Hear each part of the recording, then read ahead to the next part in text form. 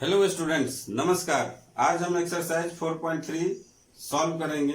इस एक्सरसाइज में area of triangle determinant को यूज करके कैसे हम लोग निकालते हैं वो सीखेंगे। एरिया ऑफ ट्रायंगल हम लोग बहुत पहले से निकालना जानते हैं। क्लास 7-8 से ही स्टूडेंट इस फॉर्मूला को जानते होंगे। एरिया ऑफ ट्रायंगल क्या होता है? Half into base into height.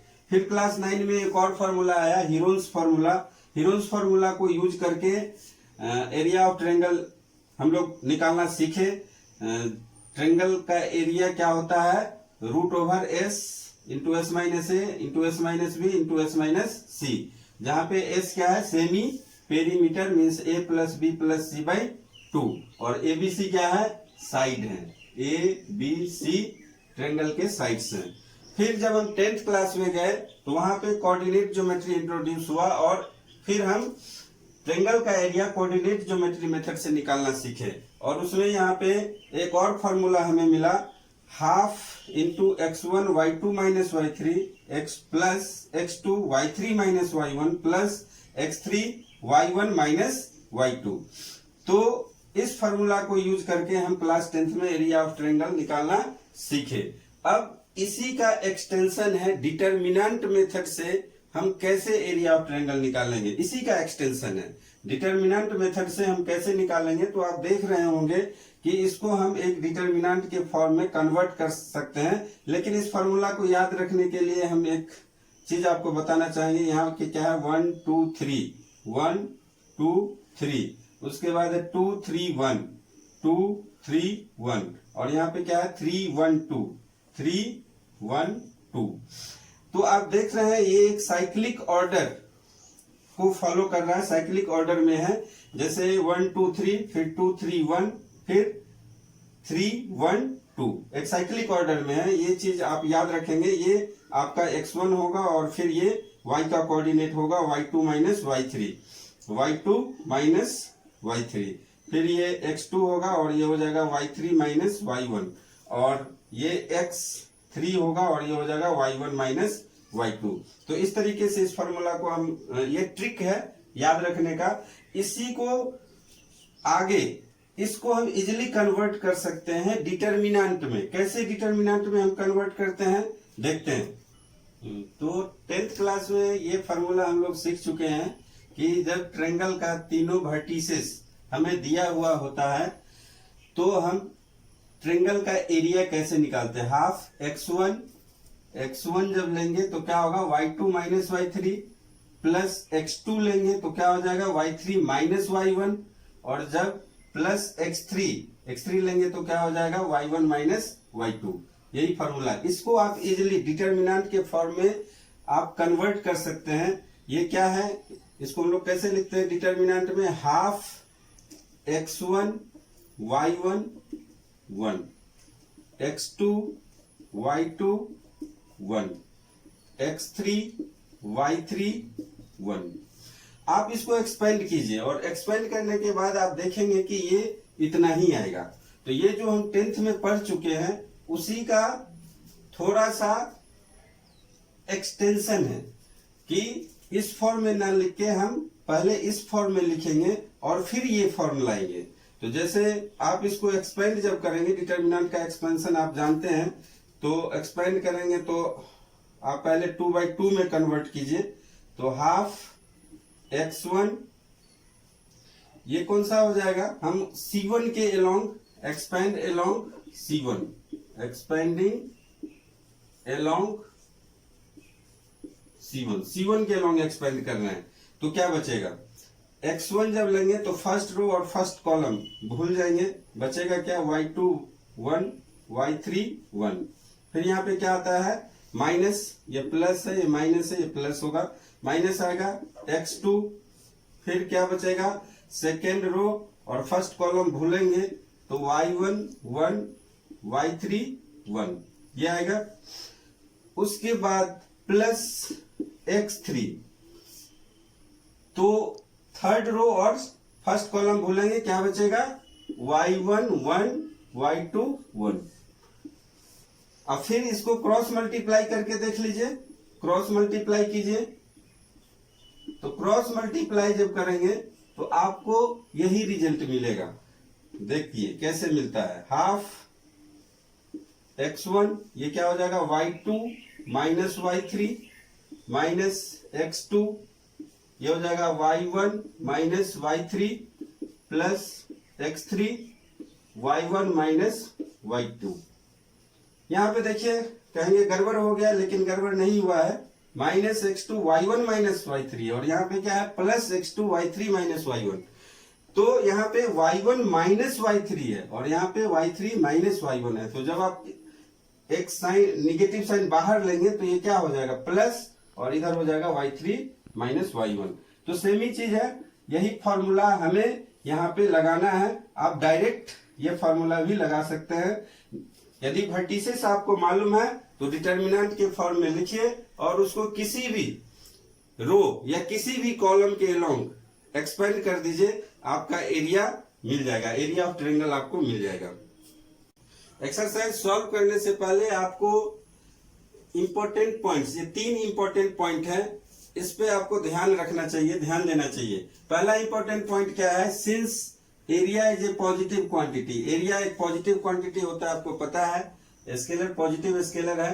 तो जब आप डिटर्मिनेंट को सॉल्व करेंगे तो वो निगेटिव भी आ सकता है। डिटर्मिनेंट को जब आप सॉल्व करेंगे किसी भी रो या कॉलम के अलोंग तो वो हो सकता है कि निगेटिव आए।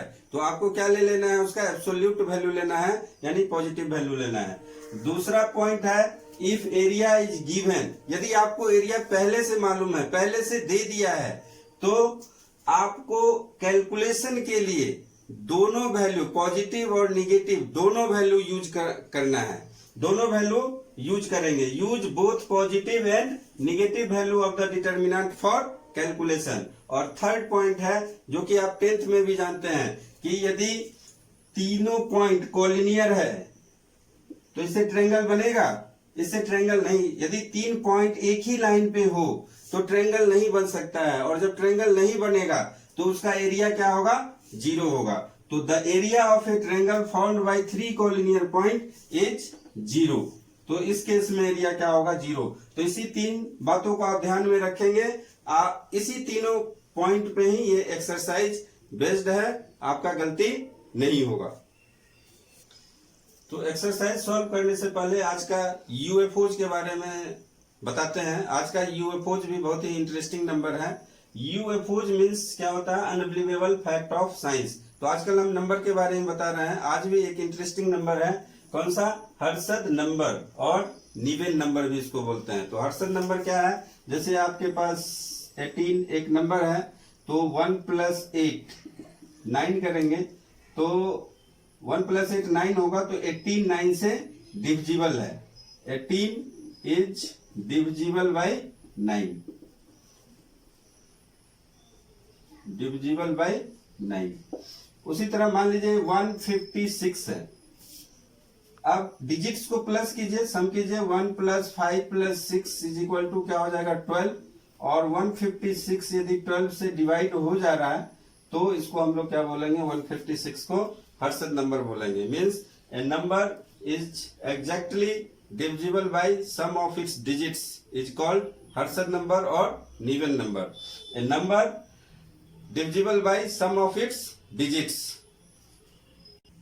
एक्सरसाइज का पहला क्वेश्चन है find area of the triangle with vertices.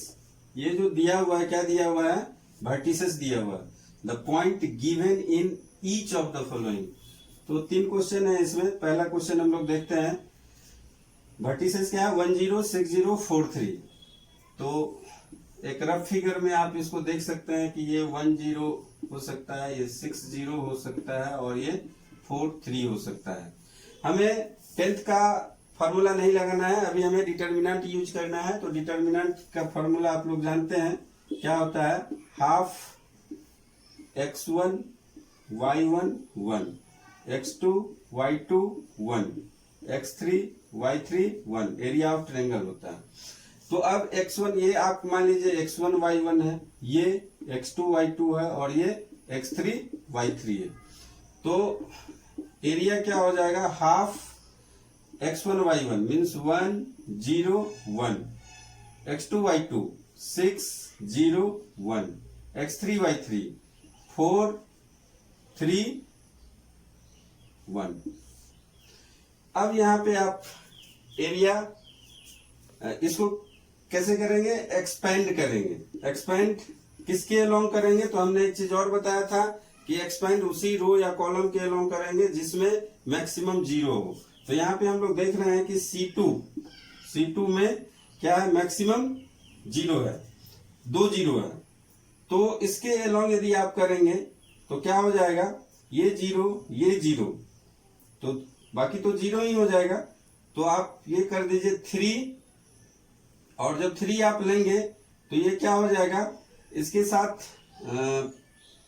ये आपका आएगा plus minus plus, minus plus minus, minus यहां पे लगेगा। उसके बाद ये थर्ड रो और सेकेंड कॉलम भूलना है, थर्ड रो और सेकेंड कॉलम भूलना है। तो आपका क्या हो जाएगा 1 1 6 1, 1 1 6 1। फिर आप इसको क्या करेंगे, एक्सपेंड करेंगे। इसको छोटे ब्रैकेट में लीजिए। एक्सपेंड जब करेंगे तो क्या हो जाएगा, हाफ -3 1 -6, 1 -6, तो -5 आएगा। और माइनस माइनस क्या हो जाएगा, प्लस हो जाएगा। हाफ -3 इंटू -5, तो 15/2 इसका आंसर होगा, 50/2 स्क्वायर यूनिट। तो चलिए सेकेंड नंबर करते हैं। इसको एरिया ऑफ ट्रायंगल आपको पता होना चाहिए क्या है, half x1 y1 1, x2 y2 1, x3 y3 1। और ये आपका क्या है, x1 y1, इसको मान लीजिए x2 y2 और इसको मान लीजिए x3 y3। तो जब वैल्यू रखेंगे x1 y1 x2 y2 x3 y3 का और फिर एक्सपेंड करेंगे तो एरिया ऑफ ट्रायंगल निकल जाएगा। तो यहाँ पे हो जाएगा 2 7 1, 1 1 1, 10 8 1। R1 के अलोंग क्या कीजिए, एक्सपेंड कीजिए। एक्सपेंडिंग अलोंग R1, एक्सपेंडिंग इन खत्म हो गया। तो इसको R1 के अलोंग एक्सपेंड कीजिए, एक्सपेंडिंग अलोंग R1। तो ये हो जाएगा हाफ x1, यानी कि जब आप 2 लेंगे तो क्या बचेगा, 1 1 8 1। मैं बार बार इस फॉर्म में लाके आपको दिखा रहा हूं। इस फॉर्म को हम 2/2, तो जब हम 7 लेंगे तो उसके साथ क्या आएगा, माइनस। और ये सेकेंड कॉलम और फर्स्ट रो में है, तो इस एलिमेंट को, सेकेंड कॉलम और फर्स्ट रो के सारे एलिमेंट को भूल जाना है। क्या बचेगा, 1 1 10 1। तो सेकेंड ऑर्डर का डिटर्मिनेंट आपको मिलेगा 1 1 10 1 का। फिर जब आप यहाँ पे 1 है, 1 लीजिए। उसके बाद क्या होगा, आप थर्ड कॉलम और फर्स्ट रो, थर्ड कॉलम और फर्स्ट रो को भूल जाइए। जो नंबर बचेगा 1 1 10 8, ये सेकेंड ऑर्डर का डिटर्मिनेंट होगा। अब इसको सिंप्लीफाई कर लीजिए आप लोग। हाफ 2, ये क्या हो जाएगा, 1 -8 -7, ये हो जाएगा 1 -10 प्लस ये 1 है, ब्रैकेट में क्या हो जाएगा 8 -10। सिंप्लीफाई कीजिए। हाफ ये हो जाएगा -7, 2 इंटू -7, -7 इंटू -9, और ये हो जाएगा प्लस -2। सॉल्व कीजिए तो -14 हाफ। बच्चे सब हल्ला करने लगते हैं, कैसे होता है कभी कभी ऐसा। चलिए ठीक है, अभी बिल्कुल शांत है, आप लोग कंसंट्रेट कीजिए। यहाँ पे क्या आएगा, 2 इंटू -7, -14, -14 माइनस माइनस प्लस 63, 9 7 जा 63, और ये हो जाएगा आपका -2। तो फिर से इसको आप देख लीजिए। हाफ -16 प्लस 63, ये आपका आ जाएगा हाफ ये होगा 47, तो 47/2 इसका क्या हो जाएगा, आंसर होगा 47/2 स्क्वायर यूनिट। हाँ, क्वेश्चन नंबर 2 है। क्वेश्चन नंबर 1 में थर्ड क्वेश्चन हमने छोड़ दिया है, वो आसान है, आप लोग कर लेंगे। क्वेश्चन नंबर 2 देखिए, show that points A B and C are collinear. तो अभी अभी हमने बताया कि जब कोलिनियर पॉइंट्स होंगे तो एरिया ऑफ ट्रायंगल क्या होगा, 0 होगा। तो एरिया ऑफ ट्रायंगल यहाँ पे क्या हो जाएगा, आप लोग जानते हैं डिटर्मिनेंट के फॉर्म में x1 y1 1, x2 y2 1, x3 y3 1। तो ये क्या होगा, if 3 points are collinear then area of triangle is equal to 0. If 3 points are collinear then area of triangle is equal to 0. तो अब यहाँ पे क्या हो जाएगा आपका, ये x1 y1 1, x2 y2 1, x3 y3 1 equal to 0 करेंगे। अब यहाँ पे जो भी वैल्यू है x1 y1 x2 y2 और x3 y3 का वो पुट कीजिए। तो x1 y1 मान लीजिए क्या है, a b plus c 1, b c plus a 1 और c a plus b 1 equal to 0। यदि आप प्रॉपर्टी पढ़े होते तो ये बहुत ही आसानी से हम इसको सॉल्व कर सकते थे, लेकिन इस बार के सिलेबस से प्रॉपर्टीज हटा दिया गया है। लेकिन हम अलग से वीडियो बनाएंगे प्रॉपर्टीज का और डालेंगे, आप लोग देख लीजिएगा, हालांकि सिलेबस में नहीं है। तो इसको हम लोग क्या करेंगे, अब एक्सपेंड करेंगे। तो एक्सपेंड कीजिए, मान लीजिए रो 1 के अलोंग ही हम एक्सपेंड कर रहे हैं, रो 1 के अलोंग। तो एक्सपेंडिंग अलोंग R1। तो पहला टर्म है a, ये हो जाएगा हाफ a, क्या हो जाएगा c plus a minus a plus b, तो माइनस a माइनस b ये होगा। c प्लस a माइनस करना है a प्लस b, इसको इससे और इसको इससे, आपको ध्यान रखना है। फिर सेकेंड टर्म है आपका b प्लस c। तो सेकेंड कॉलम और फर्स्ट रो को बोलना है b into 1 b, c into 1 c। तो b माइनस c हो जाएगा यहाँ पे, b माइनस c और प्लस फिर से यहाँ पे 1 आएगा। तो थर्ड कॉलम और फर्स्ट रो को भूल जाइए, b into a plus b, b into a plus b minus ये हो जाएगा c into c plus a, c into c plus a। अब इसको सॉल्व करना है और सॉल्व करके बताना है कि ट्रायंगल का ये 0 आ रहा है कि नहीं, एरिया ऑफ ट्रायंगल 0 आ रहा है कि नहीं, ये आपको बताना है कि ये जब इसको हम लोग सॉल्व कर रहे हैं तो ये इसका वैल्यू 0 है कि नहीं। तो 0 आने के लिए आप इसको सॉल्व कीजिए। हाफ यहां पे हो जाएगा, ये तो कैंसिल हो गया, a c minus b minus ये हो जाएगा b square minus c square और ये हो जाएगा प्लस 1 को हटाइए, a b plus b square minus c square minus a C.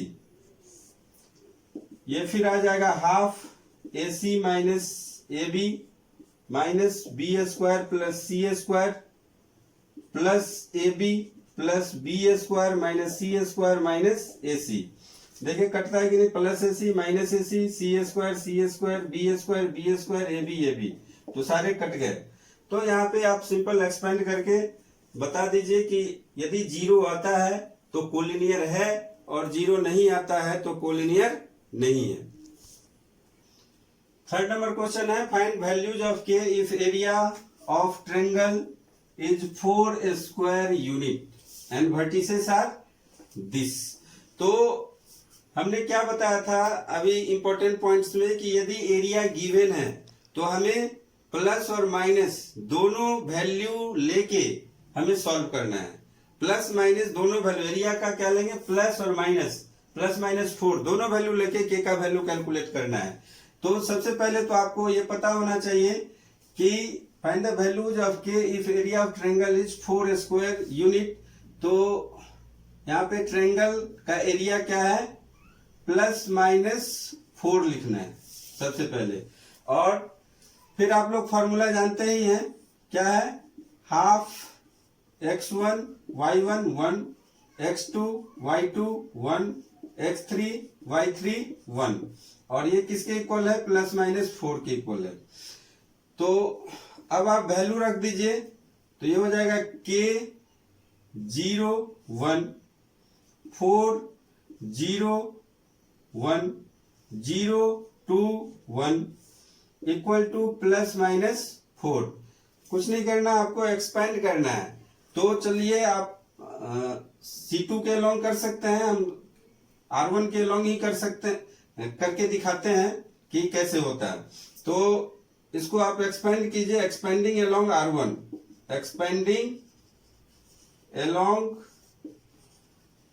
R1, तो ये तो रहेगा ही हाफ।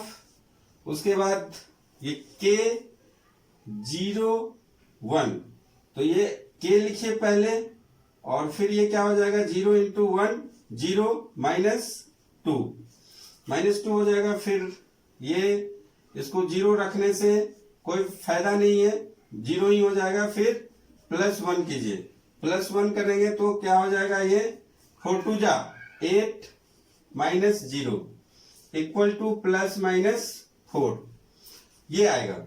अब इसको सॉल्व कीजिए, सॉल्व करने से होगा हाफ माइनस 2k और ये आ गया आपका plus 8 is equal two plus minus 4।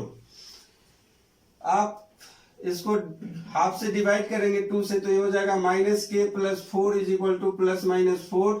और फिर एक बार प्लस वैल्यू लीजिए, प्लस 4 लीजिए, minus k plus 4 is equal two plus 4, तो minus k is equal to 4 minus 4 यानी कि 0 आएगा, यानी के इज इक्वल टू 0 हो गया। और जब निगेटिव वैल्यू लेंगे minus k plus 4 is equal to minus 4, तो ये क्या हो जाएगा, minus k is equal to minus 4 minus 4, इस तरफ जाएगा, प्लस है तो माइनस हो जाएगा माइनस 8, तो के का वैल्यू क्या हो जाएगा 8। तो के का दो वैल्यू मिलेगा आपको, के इज इक्वल टू 0 और 8। तो इसको भी उसी तरह सॉल्व करेंगे। सबसे पहले लिखिए आप हाफ, ये क्या है, माइनस 2 0 1 0 4 1 0 के 1 इक्वल टू क्या होगा, प्लस माइनस 4। इसको एक्सपेंड कीजिए, हाफ किसके लॉन्ग, R1 के लॉन्ग ही करते हैं हम हमेशा, तो माइनस 2 ये हो जाएगा आपका 4 माइनस के, माइनस 2 जब लेंगे तो 4 1 जा 4 और के माइनस करके के इंटू 1 के, फिर हम माइनस देंगे 0 देंगे तो एक एडवांटेज होता है कि आप कुछ भी रखेंगे यहाँ पे 0 ही वैल्यू आएगा, तो उसको करने की जरूरत नहीं है। प्लस 1, आइए यहाँ पे आपको क्या हो जाएगा, ये भी 0 इंटू के 0 इंटू 4, ये भी 0 ही होगा। तो सिंपल है, ये आ गया प्लस माइनस 4, तो अब देखिए क्या होगा, हाफ ये हो गया आपका माइनस 8 माइनस प्लस 2k, और इधर तो 0 ही है, प्लस माइनस 4। फिर से इसको ये कीजिए, माइनस 4 प्लस के is equal two plus minus 4, और फिर सॉल्व कर लीजिए। एक बार पॉजिटिव वैल्यू रखिए, एक बार निगेटिव वैल्यू रखिए। पॉजिटिव वैल्यू के लिए माइनस 4 प्लस के इज इक्वल टू प्लस 4, तो उधर जाएगा तो क्या हो जाएगा, के इज इक्वल टू 8। और जब निगेटिव वैल्यू रखेंगे तो माइनस 4 प्लस के इज इक्वल टू माइनस 4, तो ये इधर जाएगा तो क्या हो जाएगा, प्लस 4 माइनस 4 0, तो के का वैल्यू 2 निकला 0 8। फोर्थ नंबर में देखिए क्वेश्चन नंबर 1 में find equation of line joining 1 2 and 3 6 using determinants. Line का इक्वेशन आपको बताना है। 2 पॉइंट्स दे दिए गए हैं। 2 पॉइंट्स कौन कौन से हैं? 1 2 एंड 3 6। तो इस लाइन का इक्वेशन क्या होगा? डिटरमिनेंट यूज करना है आपको, equation of straight line use नहीं करना है यहाँ पे। फिर भी हम आपको बता दे रहे हैं। एक और पॉइंट आप कंसीडर कीजिए एक्स वाई। तो ये तीनों पॉइंट्स क्या हो गए? कोलिनियर हो गए। कोलिनियर हो गए तो इसका ट्रायंगल का एरिया क्या होगा? 0 होगा। यानी 3 पॉइंट्स कोलिनियर है तो एरिया ऑफ ट्रायंगल क्या होगा? 0 होगा। तो वही कंसेप्ट यहाँ पे लगा दीजिए। तो क्या होगा? हाफ 1 2 1 x y 1 और 3 6 1 इक्वल टू 0। इसको एक्सपेंड कर दीजिए। हाफ है तो उधर जाएगा तो 0 ही हो जाएगा। इसको हाफ को हटा दीजिए। अब ये हो जाएगा आपका, एक्सपेंड कीजिए 1, ये y माइनस 6 माइनस 2, ये हो जाएगा आपका x माइनस 3 और प्लस 1, ये हो जाएगा 6x minus 3y, 6x minus 3y equal to 0 आना चाहिए। सॉल्व कीजिए, क्या आएगा? y माइनस 6 यहां से आ जाएगा, ये माइनस 2x प्लस 6, 2 3 जा 6 और ये plus 6x minus 3y is equal to 0। देख लीजिए, ये y माइनस 6 और प्लस 6 कैंसिल। y है माइनस 3y है तो माइनस 2y हो गया और minus 2x plus 6 plus 4x is equal to 0। तो 2y इज इक्वल टू हो जाएगा 4x। यहां से आप निकाल देंगे y is equal to 2x। ये इक्वेशन होगा। x is equal to 2y, ये इसका इक्वेशन होगा। Fourth number same to same है, 1 के जैसा ही है। 2 पॉइंट्स है आपको दिया हुआ, ये 3 1 9 3। इसका इस लाइन का इक्वेशन बताना है आपको। तो सबसे पहले आप मान लीजिए एक पॉइंट है, आर्बिट्रेरी पॉइंट एक्स वाई, और फिर वही कंसेप्ट लगाइए। Half 3 1 1 x y 1 9 3 1। ये तीनों पॉइंट्स क्या होंगे? कोलिनियर होंगे। कोलिनियर पॉइंट्स जब होते हैं तो area of triangle, if 3 lines are collinear then area of triangle is 0। तो वही कंसेप्ट हम लगा रहे हैं। इज इक्वल टू 0 कीजिए। हाफ को 2 जब इधर जाएगा तो 0 हो जाएगा। तो ये बचेगा आपका 3 1 1 x y 1 9 3 1 इक्वल टू 0। इसको आप एक्सपेंड कर दीजिए। डायरेक्ट एक्सपेंड जब करेंगे तो ये हो जाएगा आपका 3 y माइनस 3। इसको क्रॉस मल्टीप्लाई करके माइनस कर दीजिए। फिर यहाँ पे क्या होता है? माइनस होता है तो 1, फिर हो जाएगा x माइनस 9 और plus 1 3x minus 9y, 3x minus 9y equal to क्या होगा? 0। फिर सॉल्व कर लीजिए इसको। 3y minus 9 minus x plus 9 plus 3x minus 9y is equal to 0। Plus 9 minus 9, 3y minus 9y minus 6y minus x plus 3x plus 2x is equal to 0। फिर 2x is equal to क्या हो जाएगा? 6y। तो x is equal to 3y। तो इस line का equation क्या हो जाएगा? x is equal to 3y इस लाइन का इक्वेशन होगा।